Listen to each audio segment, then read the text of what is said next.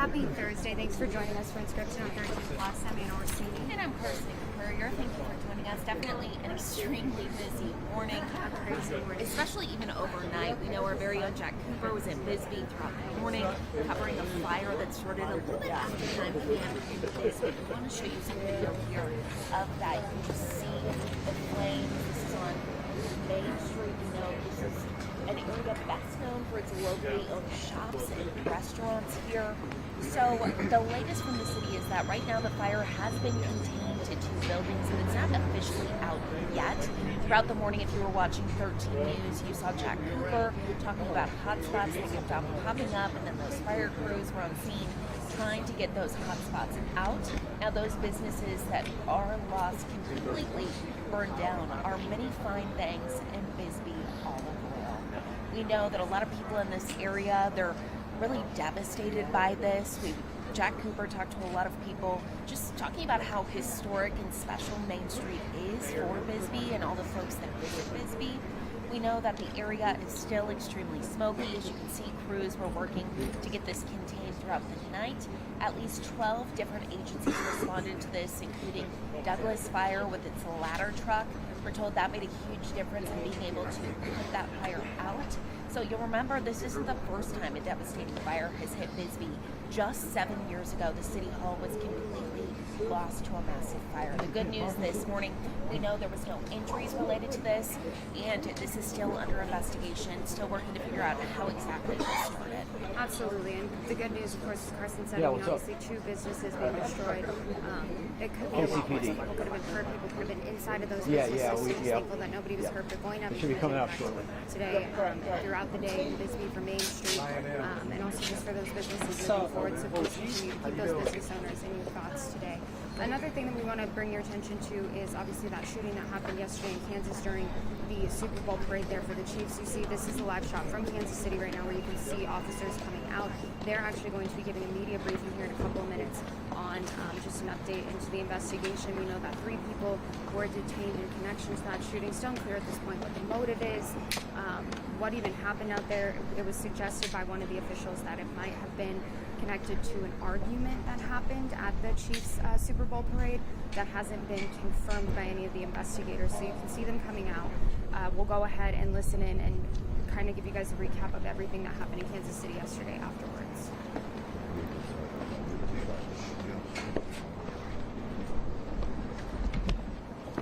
All right, is everybody ready? Again, Quentin Lucas, the mayor of Kansas City. I'm joined by Chief of Police Stacey Graves, Kansas City Fire Chief Ross Grundison. We're here to give an update on both the investigation, victim information to the extent we have available now, and the ongoing work being done in Kansas City in response to yesterday's shooting incident. Our condolences continue to go out to all those who have been impacted, including the decedent. We will have more information on that in our conversation that comes up shortly. A few things to note, and the Chief will cover a bit later. If you have questions about property or other information relating to belongings that were left at Union Station, please call the city's 311 information line. Please do not call the police department's line in connection with that information. The other thing that we wanted to note were mental health resources for anyone who feels concerns from yesterday's events. Please call 988, and that's how we can connect you with services. We also will be making victim advocacy services available following this crisis. With that, we'll come back for questions after the police chief and the fire chief speak. With that, I'll turn it over to Police Chief Stacey Graves. Police Chief Stacey Graves. As you know, yesterday we experienced a tragic event during a time that was meant for celebration. The law enforcement response was exemplary. Those in attendance also responded. They helped one another and even physically stopped a person who was believed to be involved in the incident. I want to thank the people who acted bravely yesterday alongside law enforcement, to include the Kansas City Fire Department. Your selfless act did not go unnoticed. Thank you, Kansas City. I'm angered by what occurred in our city yesterday, but I am also thankful for the response. Members of the Kansas City, Missouri Police Department, the Kansas City Fire Department, city officials, federal partners, and many others have worked around the clock investigating this incident. All of their hard work and dedication has allowed me the opportunity to provide you this update today. I want to thank the Attorney General, the Governor, the Mayor, and numerous other elected officials, as well as numerous chiefs of police for reaching out to me directly, offering support, assistance, to include federal resources to assist in this investigation. First and foremost, I want to stress that preliminary investigative findings have shown there was no nexus to terrorism or homegrown violent extremism. This appeared to be a dispute between several people that ended in gunfire. During the overnight hours, we learned there are 23 victims of yesterday's shooting. One of our victims, Elizabeth Galvin, 43 years old, died. We are still learning about her, but know that she is beloved by many. To her friends and family,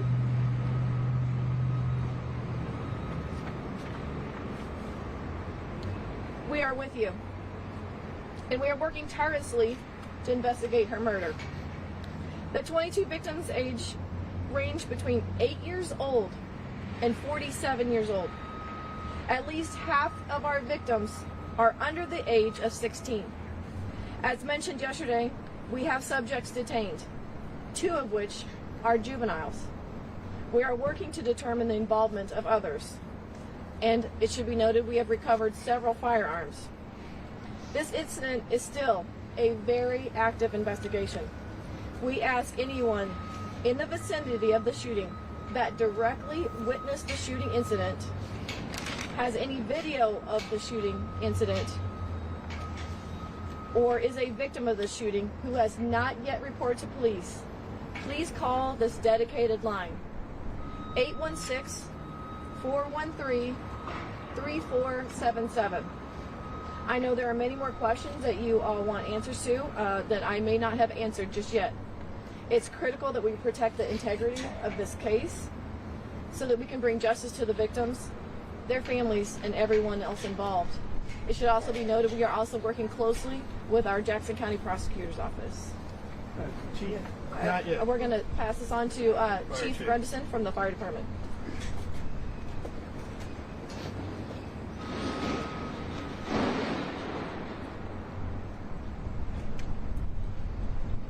Good morning. I'm Fire Chief Ross Grundison. Yesterday, Kansas City units, along with our mutual aid partners, treated a total of 22 victims of the shooting incident. We had 1 fatality that was on scene, 8 critical, 7 serious, and 6 patients with minor injuries. All the critical patients were transported off the scene within 10 minutes of our point of contact with them. We transported to Children's Mercy, University Health, and St. Luke's on the Plaza. KCFD had a plan in place, and we are ready to respond to an incident like this. At the time of the shooting, we had approximately 8 personnel from KCFD and KC Medical who were assisting us in the immediate area. Some of those members were within 40 feet of where the shooting took place. These members did not run for cover, but stayed on scene to treat and triage the injured, while additional KCFD units ran to their assistance. I am very grateful and proud of the service of these crews that worked this terrible incident. They gave their all yesterday, like they do every day in this city, and again, put the public's lives above their own, and we are grateful for that. I also want to say thanks to all the mutual aid partners that we worked with on this incident. Very grateful for their assistance. Thank you. Questions? Chief, I wanted to ask you about a comment you made yesterday because you said this is not Kansas City. And you just mentioned that this was an argument apparently that escalated. We had a similar situation just happened right around the corner at Crown Center less than a month ago. Last year we set a record for homicides in this community with 182. So isn't gun violence, in fact, very much a part of what we face here in Kansas City routinely? We do face gun violence here in Kansas City, but my note of this is not Kansas City is in we had likely 1 million people down in and around this celebration. To have the ability to have that many people in our downtown area with I don't want to minimize this event, but that's Kansas City. That is 1 million people that are able to come together for a celebration. Again, you have just a handful, or I don't have a specific number of actors in this that perpetrated the violence that played out. Do you have arrests? Because my understanding, you can only hold these folks for so long before you have to charge them. Have you charged them yet?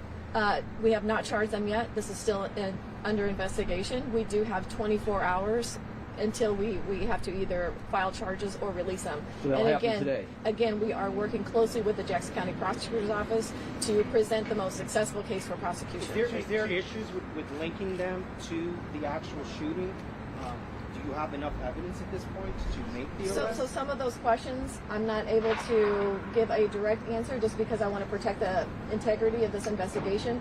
My focus right now and what is most important to us is to make sure that everything in this case is presented for successful prosecution. So some of those questions, I'm hesitant to. I think the answer is she's not. Wait, hold on a second, Mr. Mayor.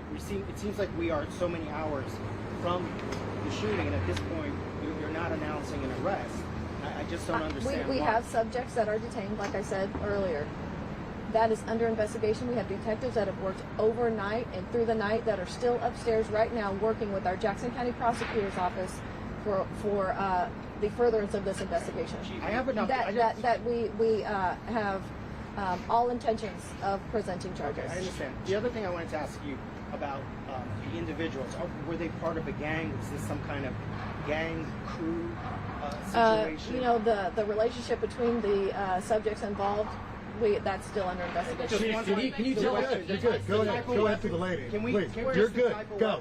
For the 3 suspects or the 3 people you currently have in custody, were they known to Kansas City Police prior to this, or any federal law enforcement or other law enforcement? That is also under investigation. Chief, can you tell us the locations where there was more than one location where the shootings took place, correct? Can you tell us that? Initial reports were that there was more than one location. It really that's not the case. It was mostly on the west side of Union Station. I had another question. You made it sound like you're not sure at this point how many people may have been involved. Does that mean there are potentially more shooters out in the open right now? What that is, if I could clarify that, is that we are not closing the door and giving direct numbers on this. This is still an active investigation. We are still asking the public that if anyone witnessed the shooting directly, to still contact police. We want to make sure that anyone that was responsible for yesterday is brought to justice. Chief, can you elaborate? Could you tell us again the name of the victim? Elizabeth Galvin. And how old is she? She's 43. 43 years old. Okay, and what exact time did the shooting when was that reported and where exactly did it happen? It was approximately, I believe, maybe 1:50 p.m. I'm not completely sure on exactly when the shots were fired, but it was at the conclusion of the celebration rally. Yes, sir. Chief, can you elaborate at all on the firearms that were recovered on the scene? Right now, I am not going to elaborate on that just yet. There were several firearms that were recovered. Mr. Mayor, would minors have been able to legally hold on to just a second. What was your question? Is the ATF helping you? We have engaged our federal partners. Kansas City, Missouri Police Department has a great relationship with our federal partners. We have historically, and they have offered all of their assistance to whatever we need in this. Would minors have been able to legally possess these weapons if they were legally obtained somehow? Would a minor be able to have that weapon in public? Minors should not be in possession of weapons. For them to have them in public? Was one of the weapons, sir, this morning? I was watching local news. You were talking about a high-powered weapon. Yep. Juveniles. Yep. People shouldn't have. Is that something that was a high-powered weapon used in this incident? I think the chief explained right now there's still an investigation as to the firearms. Firearms have been retrieved, and then we'll learn more about it. To the extent that I was speaking towards it, it was from listening to sounds of gunfire, both in person and certainly in connection with what I have since seen in video as well. But we'll have all that information as soon as possible. That's being investigated with the firearms. If there was a long gun, I know you haven't said so, but there have been some pictures shown of like an AR or something to that effect. If there's a long weapon, wouldn't that be something that you have hundreds of police officers there. Wouldn't that be something they would potentially be able to spot before it's even used? I think our police officers did an outstanding job yesterday. I'm not here to second guess any part of that work. I know that we will review this situation like we do any other incident to make sure that we can keep the people of Kansas City safe in future times. Yes. A question about the victims that were hospitalized. Do we have an update on how many were discharged, specifically the 9 gunshot wound victims that were children? Still critical. We don't have the updates on the conditions of the children that were hospitalized. Chief, were there additional shootings that happened near or around the rally? I didn't hear you. Were there any additional shootings that took place before or around the rally point? Yesterday it was mentioned that there was a shooting in and around 27th and Gillum, that area. And we were also asked if that had anything to do with this shooting. Right now we don't have any information that those are related, but that's under investigation. Was there a consideration of having metal detectors? Chief, Mayor, Would you do another parade next year if the Chiefs win? I'll just do the parade point and then would you do that again if the Chiefs win? Would you hold another parade? Because I've talked to people that said they wouldn't come back. Here's the thing. We have a plan for a St. Patrick's Day parade in Kansas City. We have parades all the time. I don't think they'll end. Certainly we recognize the public safety challenges at issue that relate to them. This is why we have detectives right now who are doing important work to make sure that people who committed these offenses are brought to justice. We will learn about the types of firearms that are used, and we'll do everything that we can, both as a city and working with our state and federal partners, to see that we can help avoid these types of situations. Unfortunately, this is not the first shooting at a parade in our country or a rally. That is certainly a tragic incident for us, because we don't have experience with them. You asked the chief at the outset, is this Kansas City? Well, we've had parades like this before. We had one last year without this type of incident. We had a Kansas City Royals victory parade where we had almost no arrests in 2015. So I don't think in any way that this is Kansas City. I do think that there is a gun violence challenge in this community and many others, and there certainly is a gun violence challenge as it relates to major events. That, however, does not mean that Kansas City will stop having major events. We will do all we can to make sure people are safe. And that's why I think you're seeing so many people at KCPD and the Kansas City Fire Department doing work to address that. Thank you all so much. We're good. Did you guys learn anything from the previous was there consideration of having metal detectors at the event?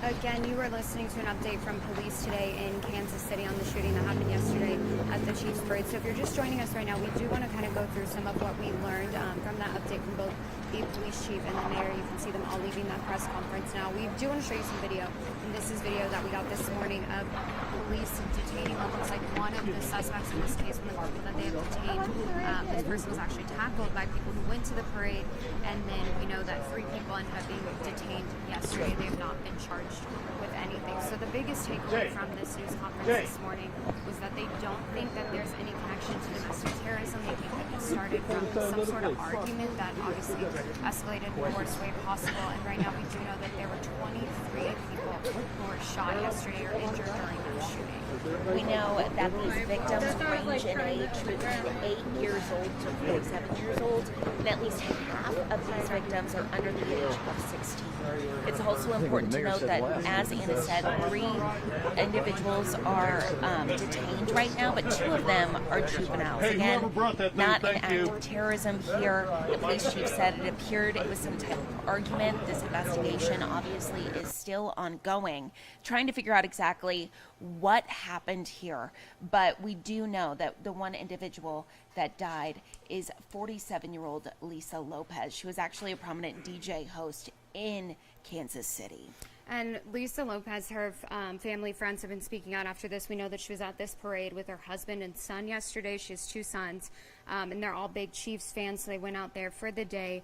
And her friends reported that her son was shot as well. They described her as an extrovert. She was a strong Catholic, they said. She was devoted to her family, passionate about connecting job seekers with employment, and ready to help anyone. She was very connected to the Latin community there, just somebody that was very well known and made such an impact on that community.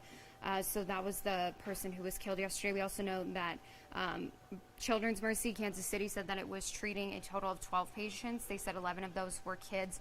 and all of them are expected to make a full recovery. Aside from that, we didn't get many updates on the condition of the other victims, but we do know, again, 23 people were injured during the shooting, and that Lisa Lopez was the individual who was killed yesterday. So very sad, very tragic, and obviously a story that will continue to follow throughout the day. Absolutely. Now, it is important to note here, we want to take a live look to Kansas City, Missouri. Definitely a different sight this morning than what we were seeing yesterday at this time. We were told that those shootings happened a little bit after 1 p.m. Now, it's important to note that the individuals that are detained, they can only be detained for 24 hours without being charged. A lot of the reporters that were there were asking very explicit questions about why they haven't been charged yet. So we are waiting to hear more about that. I would assume that those details are going to come out here soon, and we'll make sure to update you both on air, online, right here on 13 Plus. Make sure to download our app. We always push out breaking news so you can get the latest updates right to your mobile phone at any time of the day. And I think that's something that was an important takeaway. They were asking people who were there yesterday at the parade, if you have any videos, any pictures, send them to us, because this happened in the middle of a crowd of 1 million people who were out there yesterday. So much that they have to look through and sort through and investigate. So like Carson said, make sure that you have our mobile app. We'll send you all the latest updates, because a lot of people obviously wanting to know if anyone's charged in this case, when they're charged, what they're charged with. We'll keep you updated on this story today. And we want to take a look at your weather now with 13. First alert forecaster Ali Potter. We were talking about this morning how nice the conditions are, but I think that one thing that we didn't mention, of course, that fire in Bisbee. Had the weather been worse, had there been wind, that could have been a way worse situation. So aside from being 70 degrees in the middle of February, that also was good that we weren't seeing active weather last night. Exactly. So you would love the rain, right? Yeah. Obviously when there's fires, but like you said, the wind. And the good news is the wind's going to remain calm throughout the rest of our week too. So again, that's some good news for those firefighting efforts with those calm winds, again, remaining in place for the rest of the day. But those warmer temperatures are also going to be sticking around, though. Taking a live look here on Tillamook Hill, folks are taking advantage of these really nice conditions that we're going to see today, along with the rest of the week. A light jacket, though, is needed right now. 49 degrees at the Tucson International Airport, 41 Sierra Vista, 43 for Nogales, 35 for UNSCRIPTED, 53 if you're in the Marana area. All right, folks, if you want to go on for that hike today, it's going to be a really nice day to do that. By that noon hour, 66 degrees, 71 by 2 o'clock, by 4 o'clock this afternoon, 73. By 6 o'clock this evening, though, cooling down to 68 degrees. Taking a live look at that satellite radar. Dry conditions, a little bit of cloud coverage, though, if you're on the east side of the state, but overall, just dry and clear, and that's really going to remain in the forecast for the rest of the week. That ridge of high pressure, once again returning. We haven't seen it really in quite some time. We've been dealing with these storms. It's going to warm us right back up, though. The good news is we're not expecting any type of gusty winds to be happening for the rest of our week. Another ridge of high pressure is going to greet us by the weekend. It's going to really start to warm us up early next week. We're going to see more close to that 80-degree mark, though. No rain in the forecast, unfortunately, for some of you that are going, no, I love the rain and the mountain snow. We're not seeing any type of weather activity. We're just tracking these really nice conditions. I mean, overall, this is why we live in Tucson, right? We're able to enjoy the sunshine and these warmer temperatures. For friends down in Bisbee, 64 degrees today, 68 in Wilcox, Sierra Vista, 68, 69 if you're in the Douglas area. Today's forecast in our neighboring towns, 74 for Tucson, 70 in Nogales, 73 for Green Valley, 69 degrees for our friends in Douglas. All right, so maybe you need another Valentine. I showed off Ozzy yesterday, and he's so cute. He's so handsome. And he's still available at PAC. Is he a puppy? He's a pibble is what he is. He's at the dog kissing booth. I mean, how can you not kiss that lovable face? I would let him lick my entire face. I wouldn't even care. Look at the sign. I have to point out. It says, I kissed a dog and I liked it. That's me. No shame. Posting it on my Facebook page. He's so cute. So Ozzy is available for adoption at PAC, and he says today is going to be a great day to take him out. So listen to this, ladies. Ozzy loves to go on walks. That's perfect. But then he loves to cuddle. So you know what? I know. What a little lover, right? 74 degrees by 3 o'clock this afternoon. Cooling down to the 60s. So go for a walk with Ozzy and then cuddle. And then There you go. he's the perfect man. That's all you need. Exactly. You know, he'll be so excited when you come home Every from single work. time. Exactly. No arguments. Perfect. Right. Maybe fighting over maybe some food or something. Yeah, That's spot about on it. the couch. Right. You can share your food and your leftovers. But this weekend, really nice. In fact, 75 degrees on your Saturday, 76 by Sunday. Look at this, ladies. We're flirting with the 80-degree mark by Tuesday. And we went from below average and then dealing with storms, and now we're jumping up above average and dealing with sunshine. I don't think there's anyone complaining, though. Really nice conditions. Very nice. Thank you so much, Yes. Allie. Go get Ozzy. He's so cute. I know. Somebody adopt him. Thank you. Well, taking a live look out at Los Angeles right now, we want to talk about some breaking news into our newsroom. This is, again, in Los Angeles, and where we know that 7 firefighters were injured this morning during an explosion. At least 3 were critically hurt. Now, the Los Angeles Fire Department said the firefighters had responded to a truck with pressurized cylinders that was on fire. One of the cylinders is reportedly still active at this moment, so authorities are taking precautions. They're moving firefighters away from the scene due to that high pressurized gas. Some firefighters were reportedly being treated on scene for their injuries, while the ones who were seriously injured were transported to Harbor UCLA Medical Center. So if you look towards the center of your screen there, you can see where that explosion happened, that pressurized tank that exploded. You can see all the units, the fire trucks around that area. And what we were seeing before that, it looked like they had some police officers and fire investigators out there asking people if they saw what happened. I'm trying to get a better idea and also trying to keep people in that area safe, I would assume, since they still say that those pressurized tanks are concerned. So this is something we'll be keeping an eye on today, of course, keeping updated on those firefighters' conditions. We know 3 were critically injured, and this is just one of those stories that no matter where it happens, you hate to see it because they're going out every single day keeping us safe. And for something like that to happen to such a significant amount of firefighters, 7 firefighters, it's just hard to see. So we'll keep you updated. Again, be sure that you have our app. You tune into our newscast, our website, and we'll keep you updated on this situation in Los Angeles. Now, here at home, changing gears now, taking a look at our website. This morning, we brought this to you as a late breaking news on 13 News. All Sonoran charter schools in Tucson are closed today due to a threat that was made. School leaders sent out an email to families saying Tucson police notified them of a threat made on social media. Police did not specify which school was targeted, so of course, leaders decided to close all of them as a precaution here. They do plan to reopen class for tomorrow. Now, also this morning at this kind of around the same time, TUSD did send out an email to families and staff saying the district was aware of a fake social media threat going around and that it was not directed at any Tucson Unified schools. So the district said it's working with Tucson police. They've determined that they do not believe that this is a credible threat, that it is false, and they said all TUSD schools are open and safe and classes will continue as normal today. So if your kids are within a TUSD school, they should be at school today. They do have classes. Sonoran Charter School, their classes do resume tomorrow. So just something else that we're keeping an eye on, obviously reaching out to Tucson police to kind of figure out where these threats came from, what was said, and obviously, you like seeing schools taking precaution to let you know that your kids are safe. Absolutely. Now, changing gears now to the Christopher Clements retrial. We've been following this for the past 6 days.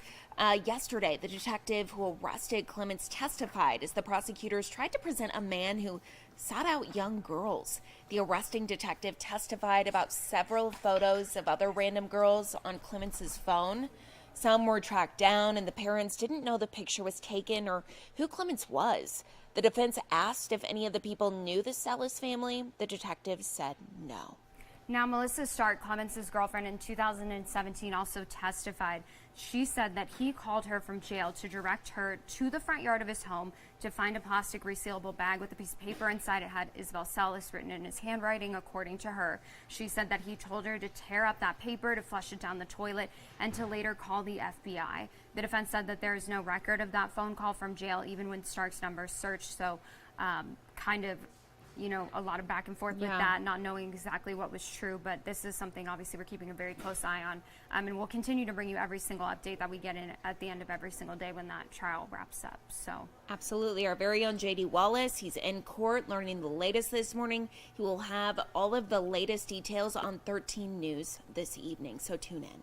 And we do want to take you back out to Bisbee right now because we do have kind of an aerial view of that fire from overnight. You can see the 2 businesses there that were impacted. We do know we had Jack out there earlier this morning kind of giving us an update. He said that fire actually did kind of ignite a little bit. He could see flames. Firefighters were still out there trying to put that fire out. They have gotten those flames, it looks like, contained, but you can just see all the damage and destruction there. Thankfully, as Ali mentioned, we didn't have winds, anything that contributed to making that fire worse. So 2 businesses were impacted. It could have been a lot worse than what it was, but still, Maine's closed right now because of all the brick and just debris from that building and that fire. We still don't know the cause of the fire. Investigators obviously working to determine that. The good news is, as Jack mentioned this morning, there are no injuries. So exactly, yeah. Something also to keep in mind here, Main Street is historic, so these buildings were built in the 1900s, making them even more susceptible to flames and fire, making them a little bit not as sturdy for a fire. And as these firefighters are shooting the buildings with these high pressurized water hoses, not great. You can see the debris right there on your road. It just kind of crumbled. So a total loss here. Super, super devastating. Our hearts go out to Bisbee, working to learn more. Jack Cooper's been there all morning. We'll make sure to update you on air, online, and right here on 13 Plus as soon as we learn anything else. We keep on saying it, but again, if you haven't downloaded our 13 News app, you should. We push out any new details in late-breaking news throughout the day. Absolutely, and we do want to just touch on the 2 buildings that were involved in this fire. Many Fine Things and Bisbee Olive Oil were the 2 businesses that were impacted. So local businesses, you hate to see that, and obviously thinking about anyone who worked there, the owners. That's got to be it's devastating. And everything is when gone. we talk about how old the buildings are, just the history, like that won't, be the same building anymore. Like they'll have to rebuild it, and just all the history with that. But people have talked about, Bisbee being just such a tight community, and everyone knows everyone, and so we know that everyone will lift up those who were impacted by this fire to support them. But it's just a heartbreaking thing to see. Now, something else that we're following today coming out of Washington, or actually out of New York this morning, a lot of questions about what is going on with Trump. And we do know that this morning a trial date has officially been set for his first criminal trial. This was in New York this morning. A judge ruled that jury selection for his hush money criminal case will begin on March 25th. The date follows the judge denying a motion by Trump's legal team to dismiss the case. Trump faces 34 charges, but denied any wrongdoing. He's accused of covering up reimbursement payments to his former attorney, Michael Cohen, who paid hush money to adult film star Stormy Daniels to stop her from going public. And this hearing is happening at the same time as a hearing in Atlanta where a judge is being asked to decide if District Attorney Fani Willis should be disqualified from the Trump election subversion case. At issue is Willis's personal relationship with her lead prosecutor and whether she financially benefited from it. In that case, the former president faces 13 charges.